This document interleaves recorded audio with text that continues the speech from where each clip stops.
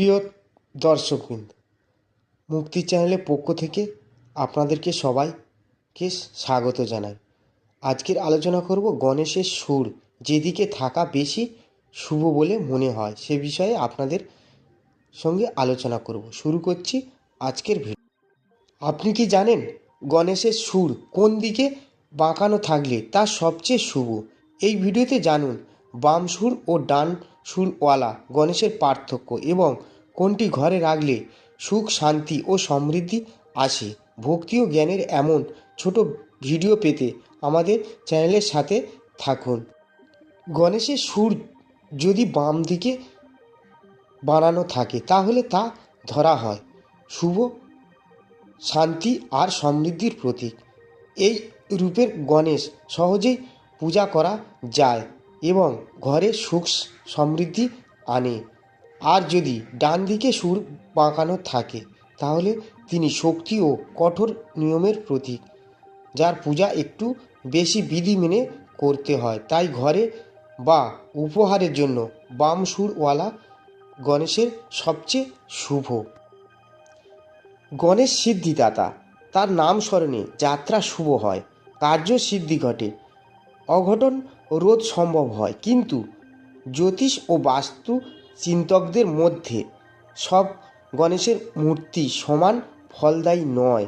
গণপতি মূর্তির উপাদান, তার গঠন, বৈচিত্র্য ইত্যাদির সঙ্গে তার গুণাগুণও যুক্ত থাকে। বাস্তু ও তন্ত্র মতে বামবর্ত সুর বিশিষ্ট গণপতির সবচেয়ে শুভ মূর্তি। এই মূর্তি বাড়িতে রাখলে সব কাজে সাফল্য আসে। তো বন্ধুরা, এই মূর্তির কী রহস্য রয়েছে সেগুলো আপনাদেরকে এখনই জানাচ্ছি। পুরাণ অনুসারে গণেশের জন্ম হয়েছিল মা পার্বতীর নিজস্ব ইচ্ছায়। তার জন্মে শিবের কোনো ভূমিকা ছিল না, বরং পার্বতী স্নান কক্ষে প্রবেশের পথে বাধা পেয়ে শিব দ্বার রক্ষী গণেশের সঙ্গে যুদ্ধ করেন এবং তার মস্তক ছেদন করেন। পরে তার মস্তককে হস্তিমুণ্ড স্থাপন করে পার্বতীর রোষ থেকে মুক্ত হন শিব। এই দিক থেকে দেখলে গণেশের দেহ তার মায়ের এবং মস্তক তথা চেতনা তার পিতার দান।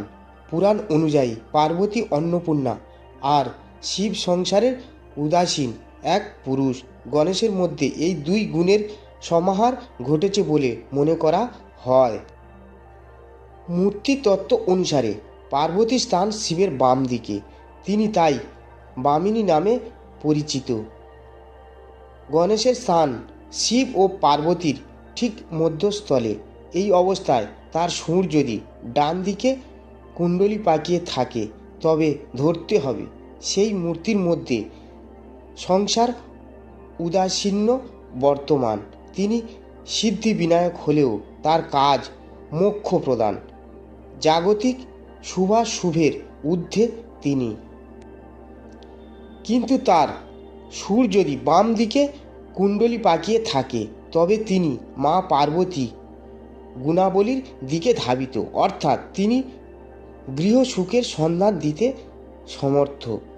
তার কৃপায় গৃহে শান্তি সমৃদ্ধি স্থায়ী হয়। গৃহে তাই বামবর্ত সুর বিশিষ্ট গণেশ মূর্তি রাখাই শ্রেয় বলে মনে করা হয়। তো বন্ধুরা, ভিডিওটা ছিল এই পর্যন্ত। যদি ভিডিওটি ভালো লাগে লাইক করবেন, কমেন্ট করবেন, শেয়ার করবেন। জয় গণপতি বাপ্পা।